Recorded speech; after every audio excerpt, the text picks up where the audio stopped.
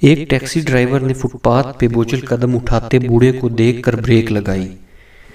پوچھا کہاں جاؤ گے؟ بوڑھے نے سامنے پہاڑ کی طرف اشارہ کرتے ہوئے کہا اس پہاڑ کے پیچھے آخری کنارے پر میرا گھر ہے۔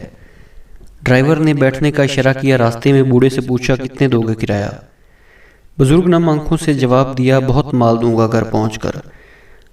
گاڑی جب گھر کی دہلیز تک پہنچی دروازہ کھلا، معصوم بچے دوڑ کر آئے اور بزرگ سے لپٹ کر روتے ہوئے پوچھا بابا ہمارے لیے روٹی لائے ہو یا رات کی طرح دن بھی بھوک میں گزرے گا؟ باپ اپنے معصوموں کی حالت زار دیکھ نہ سکا اور شرمندہ بھی ہوا۔ رو کر کہا ابھی تک کچھ نہیں ملا میرے بچوں، مگر بہت جلد خدا اپنا رزق پہنچائے گا۔ ڈرائیور پر باپ بچوں کا مکالمہ ہتھوڑے کی ضرب کی طرح لگا۔ ہوٹل پہ آیا، بھوکے بچوں کا کھانا لیا جا کر معصوموں کے سامنے رکھا۔ اتنی بھوک تھی کہ سینکڑوں میں وہ روٹی کھا گئے۔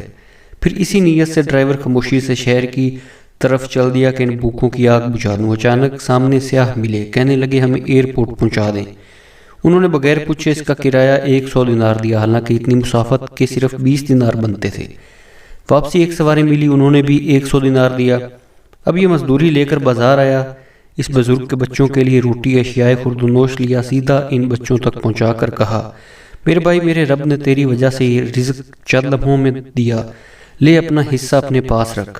بوڑھا ممنون نگاہوں سے دیر تک دیکھتا رہا اور اس کے آنسو رکنے کا نام نہ لے رہے تھے۔